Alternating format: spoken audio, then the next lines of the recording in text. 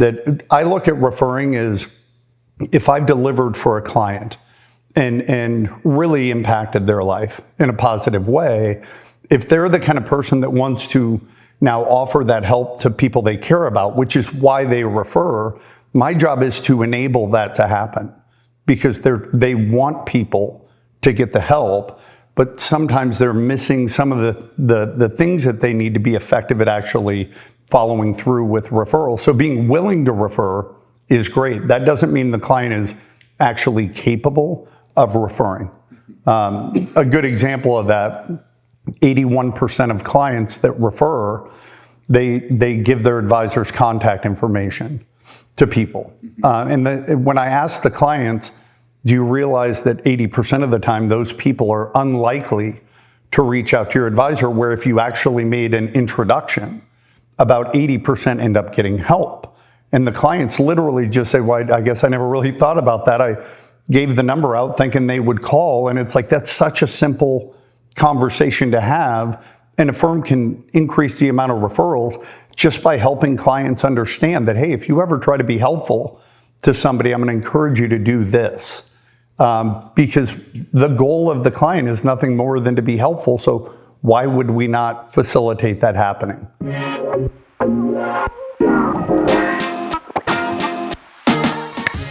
This is the Afternoon Advisor, where we figure out why and how certain advisors are growing so fast it looks like cheating. I'm Nate Hoskin. I'm a certified financial planner practitioner. I'm a digital marketing and a financial planning nerd, and I spend my days building and breaking growth systems in my own businesses and in yours. Today, we're joined by Dan Allison. Dan has spent 20 years across 6 continents coaching the largest wealth companies in the entire world on how to get their advisors to get better referrals. Dan, good afternoon. I'm so excited to have you on the podcast because you took your first company, scaled it to over 600 employees, and then you sold it. And then you bought a dying company and turned it into a monster. When you're up there on stage and you're talking to the advisors of these massive firms like Vanguard and Dimensional Funds, what in the world are you teaching them? Yeah, well, you always hope. First of all, good seeing you. Good to see you too. I have spent 22 years just obsessed with the behavior of referring. So my background is clinical and behavioral psychology. So I built that first company in that industry, had an exit, had a 5-year non-compete clause, and got into the finance world. And I saw how advisors want to grow organically. They prefer through referral, but they struggled with it.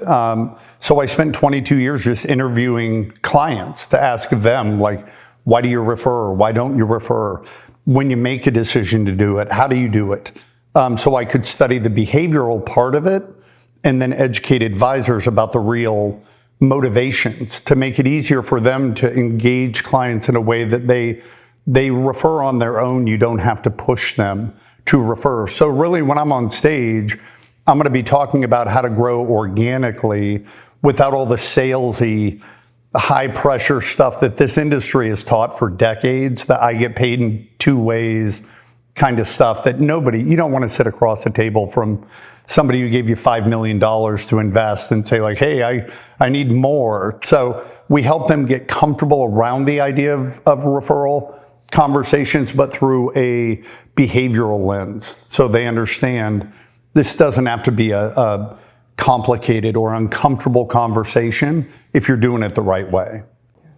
Well, advisors, despite it not necessarily being complicated, it almost seems too simple on the surface, and yet advisors still suck at it. Why do advisors suck at getting referrals?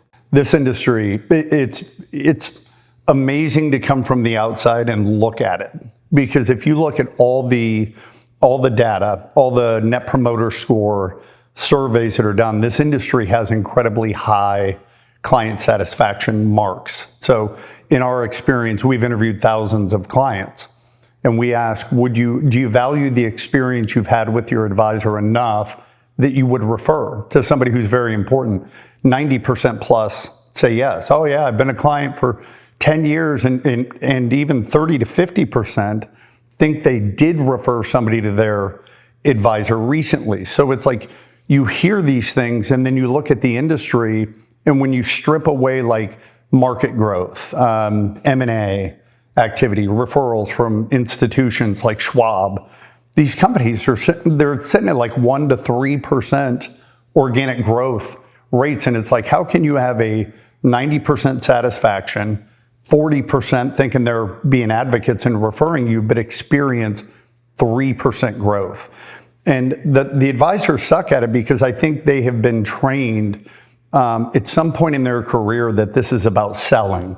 You know, when we're in boardrooms, we're talking about we want to grow organically 5% or 10%. Well, we're talking about assets under management most of the time. And so they see referring as this selfish thing to talk about because the result will be growing my business. But when you actually interview clients and you ask them, why'd you refer your brother to your advisor?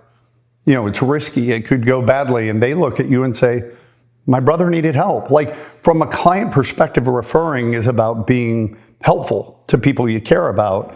We've been trained about this topic wrong. And as a result, I think there's a lot of mental baggage that I look at referring as, if I've delivered for a client and really impacted their life in a positive way, if they're the kind of person that wants to now offer that help to people they care about, which is why they refer, my job is to enable that to happen, because they want people to get the help, but sometimes they're missing some of the things that they need to be effective at actually following through with referrals. So being willing to refer is great. That doesn't mean the client is actually capable of referring.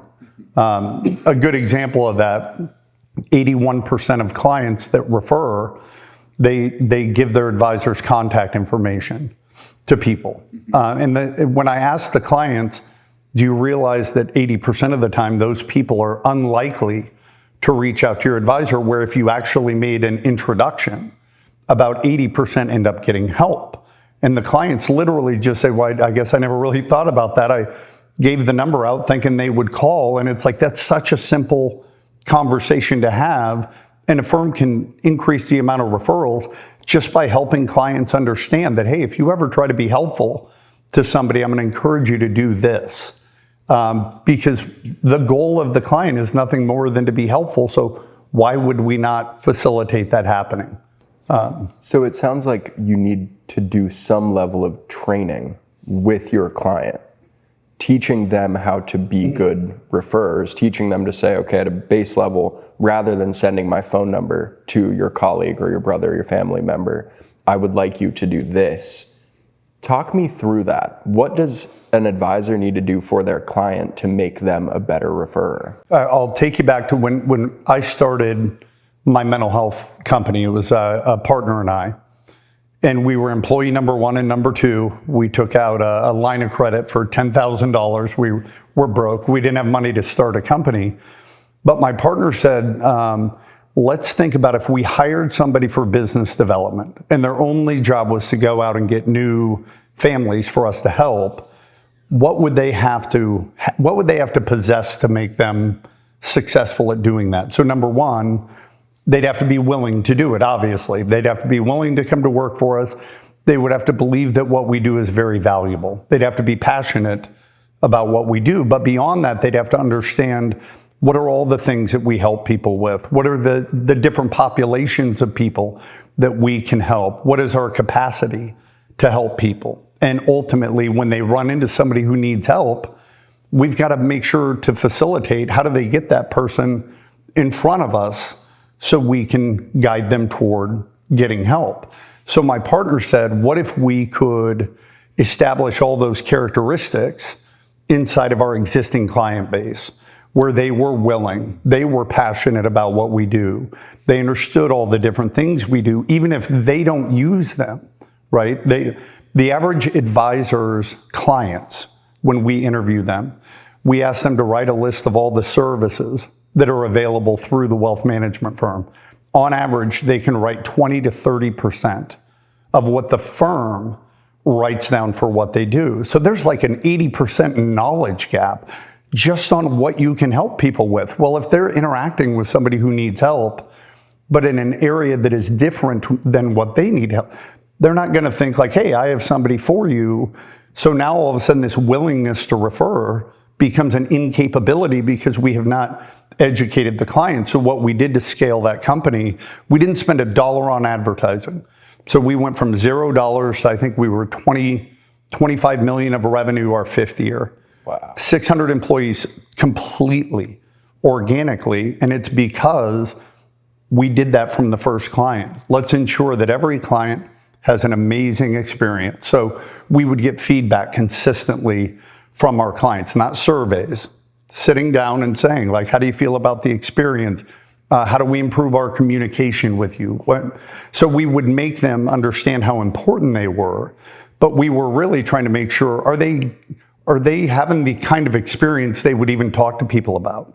Because if not, what are we doing? Right. But once we accomplish that, which I want advisors to really understand, it's like, you're already there. They are willing. And in many cases, they interact with somebody who needs help. And in that moment, they need to know we've got capacity to help people. 50% of clients we interview don't know if their advisor even has capacity. So they think you're too busy to take new clients. And what's interesting, how could clients think that? Well, they walk into a review and they say, how's business, Nate?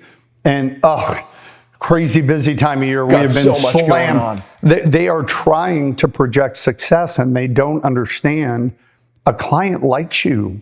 They respect you. They don't want you to be overwhelmed. You are an important professional in their life. So it's like, why are we giving this impression that we're overloaded? So it forces them in that moment when somebody needs help to wonder, is this a good fit? Do they have time?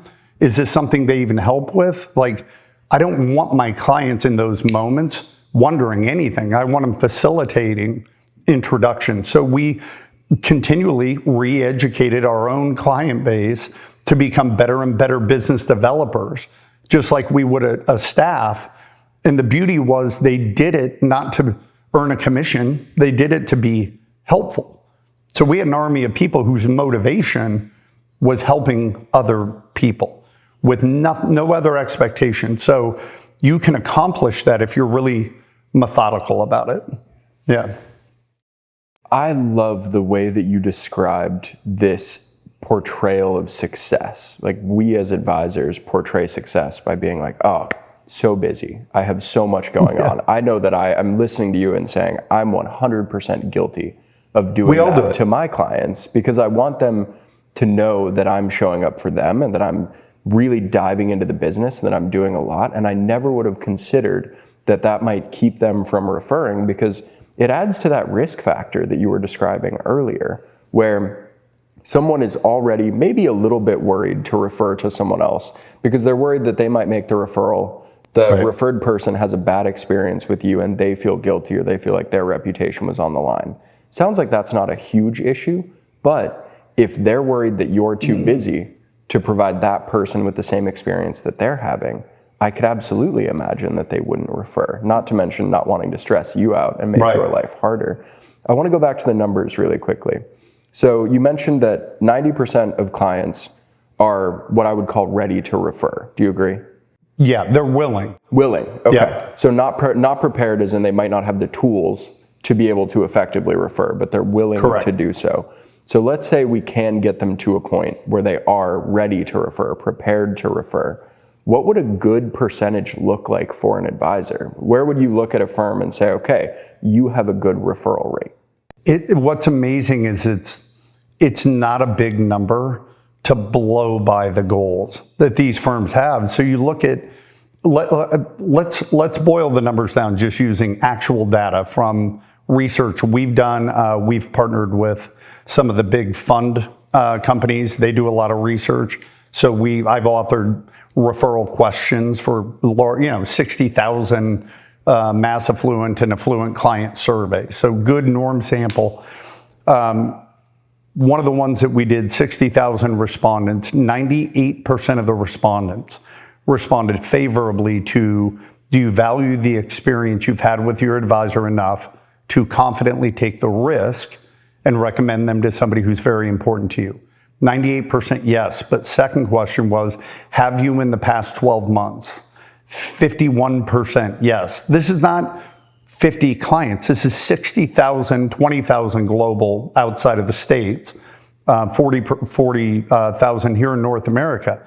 51% said they did refer in the past 12 months, and many of them multiple referrals. So it's like you look at the numbers and like, why are the clients lying about this? What? Right, none of that hit the bottom line. I'm not having that experience. It's like you have not facilitated the effectiveness of it. When 81% of people think giving a business card or giving out name and contact information is effective to be helpful, but then they're educated that it's actually not, they change the way they do things because they want the outcome. They're coachable. If we can get this head trash that it's about us, how we get paid. The number one thing I would tell any wealth management firm who watches this, stop tracking your growth goals. We want 10% organic growth. What they're talking, if we're $1 billion firm, we're thinking in terms of $100 million of assets. Whereas if we're doing marketing right, we know our target market, we should be talking in percentages based on the people that we help. So if we have 1,000 clients, $1 billion AUM, all of our internal conversation should be, how do we help 100 more people this year? That is organic growth goal of 10%. Yeah.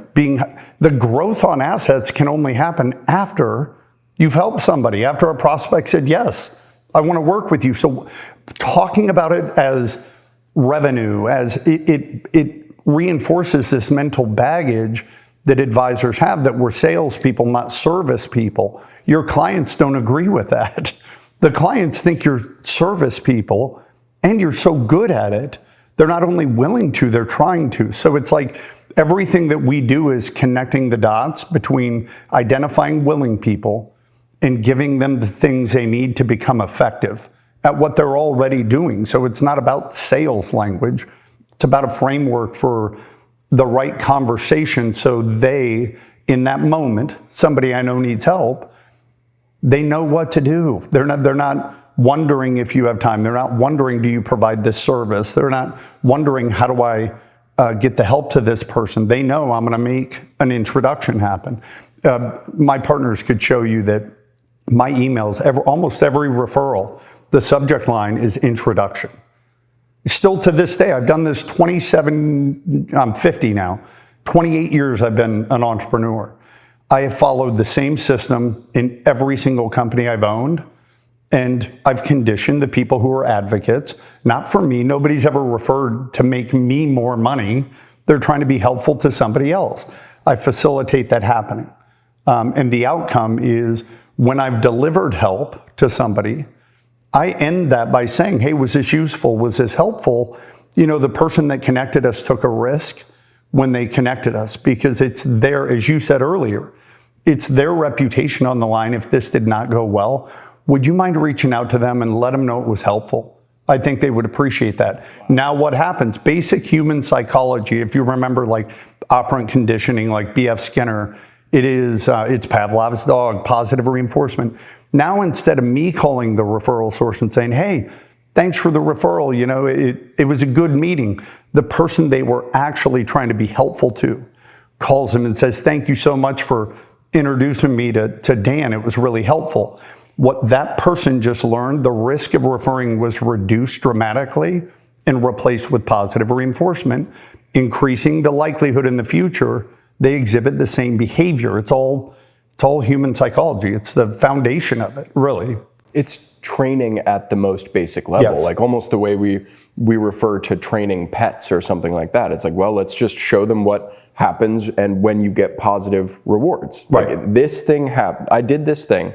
I got this outcome. Do that multiple times, you create a habit. You create a mode of being. Right. Now I have to know, because I love talking about this on a theoretical level. I love the idea and the strategies, but none of it matters if we don't put it into action. So I have an exercise for us today.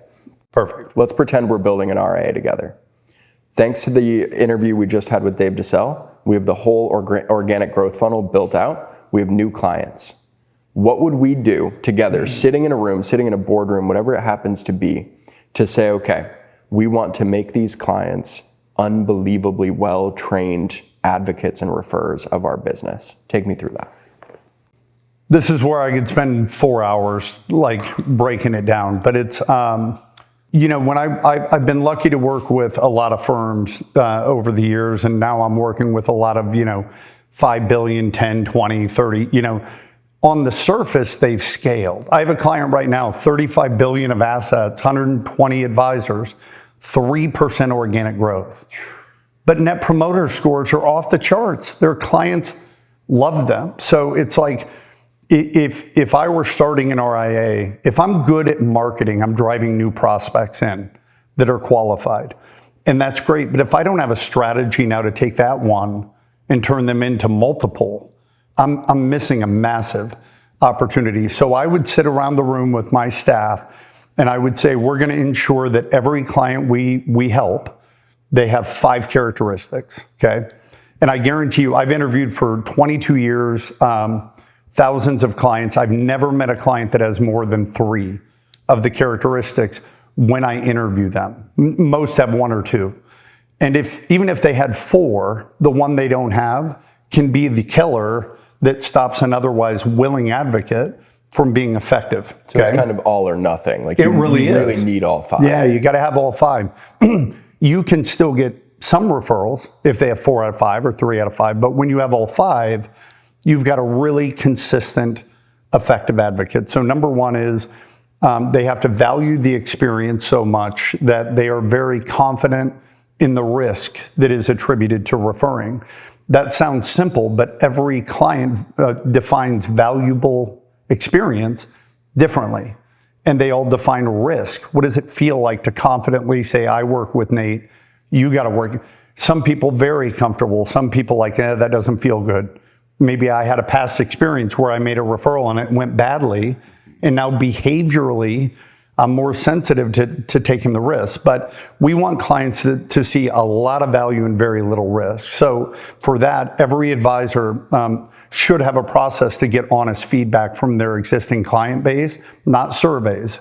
There's a time and a place for that. But sitting down, pushing all the finance stuff aside, and asking, how do you feel about the experience? What do we improve? How do you feel about our communication? What could we do better there? Engage your client almost like a consultant, but on their own experience, they become more loyal. You learn a lot. And what I always tell advisors is you can hire a marketing firm to develop a value prop, but your real value prop is what do your clients say about you when they talk about the experience? This allows you to know that, okay? And the good thing is when you get feedback, advisors realize, man, my clients are really happy.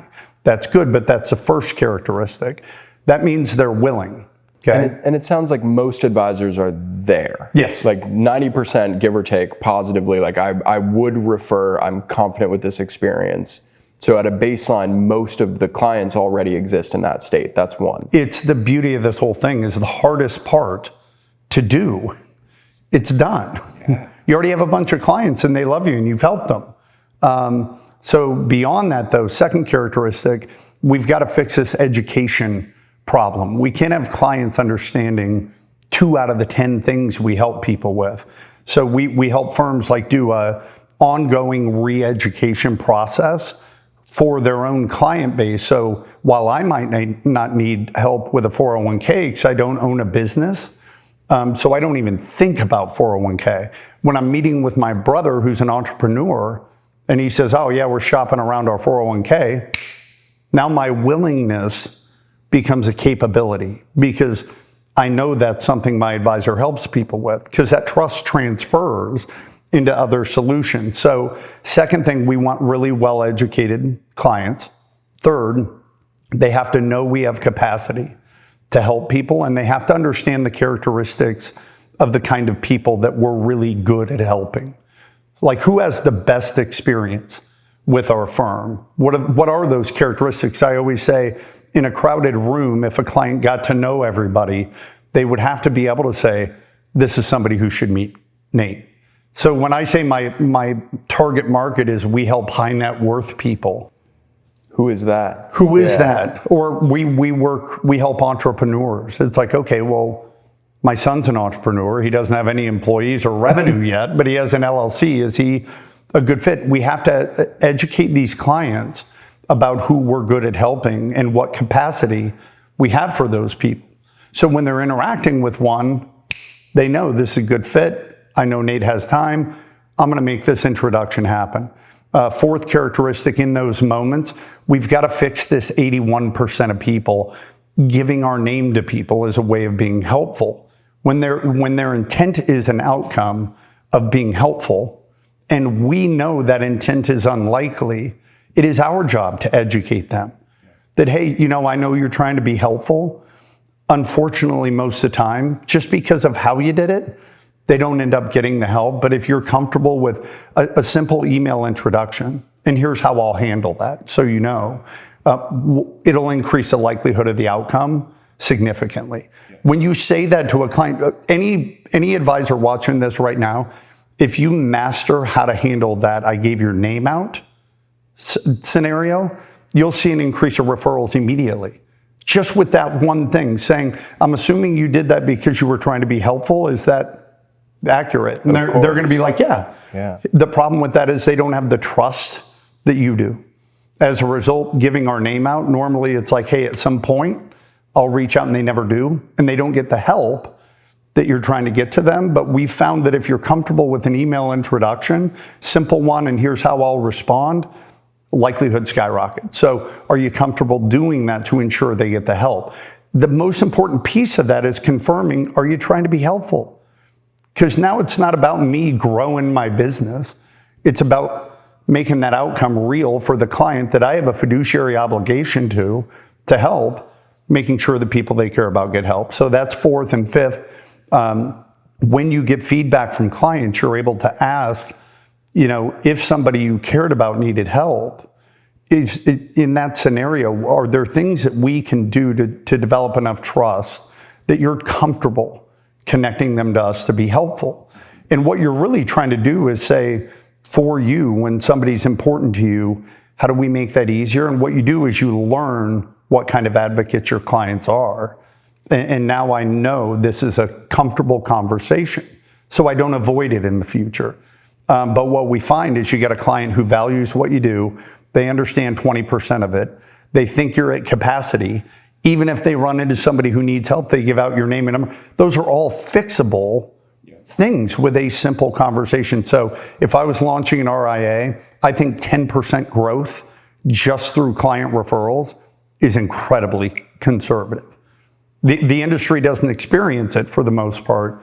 It's very conservative. I've achieved way more than that in each business I've had. And that's not because I'm unique or special. It's because I have a framework for how to talk to clients to make sure they're prepared for a referral moment. I'm not going to force that moment. Nate, give me 3 names of people that... I've heard that one before. Yeah, it's like, no way. Or the greatest compliment you could give me is a referral. It's like, they're not trying to compliment you.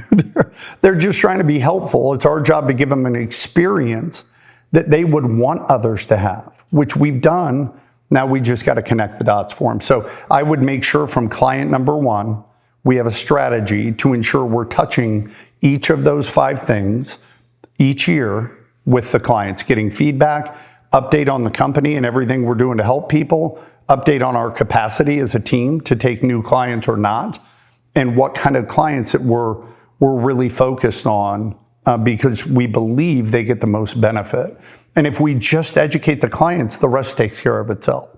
I've seen it in every industry I've been involved in. Well, and it's not a hypothetical. The numbers already prove that the opportunity exists. And you made such a clear separation that really helped me, which was they are not necessarily trying to help you. Maybe to some extent, your clients are trying to help you with the referral. Chances are they're trying to help someone else. Right. So you're not trying to help them help you. You're trying to help them help someone they love. That switch in my head was incredibly valuable because then it's like, yeah, of course, they need to know that I'm able to help them, that I have capacity. They need to know that I am able to provide a service that might not be a service they think they receive, right? Understanding the full breadth of what I can do. And the other thing you said that I just think is so important is the classification. Who is right for my advisor? And as I think through my existing clients, I don't know if they know the answer to that, right? It's tough. And when they talk, most of the people watching this they're going to have a metric, a measurable metric most of the time when they talk about ideal clients. Oh, well, minimum investable assets of $1 million. Like, I've never sat with a group of my friends and said, so what are your investable assets? I mean, it's not even a word the general public uses. Number one. And number two, it gives advisors this anxiety that like anybody beneath that is not good enough for me. And if you were in a service industry, which we are, but if you thought about it like that, it is about who are the people that benefit the most. And the more money they have, the more complex life can become. And so it makes sense that our experience of our team and the model we've built is more beneficial for wealthy people. That you shouldn't be ashamed of that. You work hard to get to that point. But advisors have to talk about it in terms in their mind of like, anybody below this isn't good enough for, and it gives them anxiety. And it's like when you flip this all around from being an industry where we're being given something to something we actually deliver to people, which is help, peace of mind, all the things that we do for people, all the conversations become different. When you say, oh my God, Dan, this was so helpful, I appreciate it, thank you. I'm not shy to say, well, I'm happy to hear that. And so, we've got capacity through the end of the year still for a few more families. So if there's ever somebody you bump into, I just want to make sure you know that. Right. That's not salesy. This is the only industry I've ever seen that provides such an incredible value they're entrusting these people with everything they hope happens in their financial life. There's not a lot of professional relationships more important. And it's like they don't view us as salespeople. Throw out all the sales training. There's no service industry that is ashamed of admitting we want to help more people. Of course. It's kind of the mission of a service business. We're the only industry that tries to posture it. So in the mental health industry, I never got sales training. So it never occurred to me I was a salesperson. Because there is so little correlation. Yeah, we didn't have scripts, and like my job was to make this experience one that you're grateful you trusted us with this thing. That's my job to do. And if I do it well, by default, it creates advocacy. So then my job is to make sure I equip you with what you need, like a business development person on my team, to be effective at helping more people, and it just compounds. And you wake up and you have an army of hundreds of well-trained advocates driving business to you for the most genuine reason. Right. And you quit. I think if firms could quit talking internally about growth related to AUM and start talking about the human being, I think it'd be important. It sounds like such a simple thing, but it would be a mental mind shift. This industry has to let go of its past. You had your insurance agent, you had your stockbroker, and we have to let go of all that. We have to bury that. We have to evolve into a service industry. And with that means telling the people you help, whether you want to help others or not. It's not taboo, it's not awkward. We've made it that way. Selfishly, I love how much everything you've taught today ties into marketing as well, because it's not sales, it's education. Give people more information so that they can make a clear identity for themselves. Am I someone who's experiencing this problem, or is someone I know experiencing this problem? We don't need to sell them on that. We just need to educate them so they have all the pieces they need to properly identify that moment where they do need help from you. And then when you're talking to people, you're not speaking to a metric. You're not talking to some vague audience. You're talking to one person. Right. You're having one referral. You're helping 100 families. You're teaching 100 new people. And when you're so right that when you can distill it down to that person, that is where you start this revolution of not only how you see your clients and the relationships that they might bring in for you, not as a sales or a transactional thing, but as a method of help. And you start to see your business as a service, as something you do that's valuable, rather than as like a sales shop. And I think that's a beautiful direction for our industry as a whole. And I want to take you through, if you're okay with it, because it's one thing to say, I would want my startup RIA or an established RIA to have a client base that had all these characteristics. But the natural is like, okay, but how? Like, what's that look like in practice, right? And it's, this is the system that I followed. It's this simple. Every time a prospect was referred, and for advisors who work with COIs, if that person puts their professional reputation on the line to refer somebody to you, you have such a good opportunity right there that most advisors miss. But every time I met a prospect, I say the exact same thing at the end. Hey, before you leave, can I ask, was this a good use of time? Was this helpful? They affirm. And they tell me why, which is helpful to know their perspective. But then I just say, your lawyer that connected us, you're important to them and they wanted to be helpful to you. So I'm glad that you had that outcome, but their perspective, there's risk. This could have been a waste of your time. It could have not been helpful. We don't want that. Would you mind just reach out to them when you leave and tell them it was helpful? I think they would appreciate knowing that. Now the prospect's motivation to do it is genuine. They don't want them to feel that way. Yep. They want to reinforce. They want to help them. Exactly. And now the positive reinforcement happens there. Likelihood of that lawyer referring in the future goes up. But now the prospect is conditioned very early on that referring is about helping people who are important to you.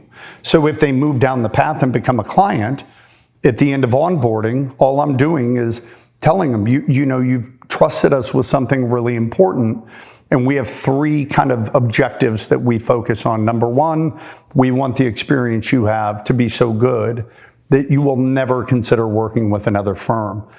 Not going to assume we've done that. So we may ask you to block time to give us feedback. We want to learn how you feel. What a good first impression for a new client, right? Second goal is we want you to stay well educated. The things you need today, they may be different in the future. And I don't want you to not get help because you don't understand all the things that we offer. So we re-educate our existing client base, and there may be people you care about who are different than you. They need help that you don't. We want to make sure they get help if they need it. And the third goal is we want the experience to be so good that in the future, if somebody you cared about needed help, you wouldn't hesitate to trust us to be the ones to be helpful to them. So we're going to work toward that. You would not believe how many times a brand new client, when you say exactly what I just said, will say, we gave your name to our friends the other night at dinner. Advisors think you got to go 3 years with a client to get a referral. The time they are most excited, most vocal, most optimistic is not 15 years into the relationship. It's day 1. It's or day when 5. they feel responsible. We're taking control. We're doing what's right for us. The reason people, are so hesitant to hire an advisor or take that step, it's scary. And when they get over that, it's like this pride. If you've ever met somebody who just started CrossFit, like they won't shut up about it. I've never met somebody who did it for 10 years, but I guess they don't talk as much about it. It's the same thing. So that new client, you're reinforcing referral behavior with every prospect. You're reinstilling it in that prospect who's now a new client, and then ongoing as their clients. I execute. I get feedback consistently. I re-educate, update on capacity and the client profile, and then normally referrals just surface organically through conversation. You don't have to have that weird moment in a review where it's on my agenda. You're waiting for this moment building. The thing I would tell your advisors to think about, if I ask you, hey, do you have anybody you could refer me to? And your response was, right now I don't know anybody who needs help. My inclination is that, yes, you do, but you don't want to refer. When the reality is, so I turn it around on advisors and say, do you have a lawyer you trust for estate planning? Oh yeah, I work with, give me 3 names of clients you can refer to them right now. And they're like, well, I would in the future, and I have in the past. Like, exactly. We're not trying to force a moment. We're trying to educate clients for when the moment occurs on its own. You do that, you're not going to ever feel like a salesperson. It's in line with the professionalism this industry should live by. And your clients, you just have a different relationship with them as an entrepreneur. The second we can let all that sales stuff go, organic growth is not challenging. And if you have marketing on top of that, like your short form videos, I'm a huge fan of the work you guys do. And I'm not saying that because I'm on the pod. I said it behind your back. Thank you. But it's like, what's the first thing that referral is going to do? They're going to check me out. Like, my online presence better be buttoned up. And if they Google me and they find me at the top with a bunch of reviews, good content, and that video that creates that celebrity kind of thing before they meet you, they feel like they know you. You got to have, organic growth is not a tactic. It's a well-rounded system. And if you do either perfectly, you don't need the other one to grow. If you're masterful at referrals after you have a client base, you don't need to do marketing. But if you want to scale, you should have systems for both, continually reassessing and readjusting so that it becomes this flywheel.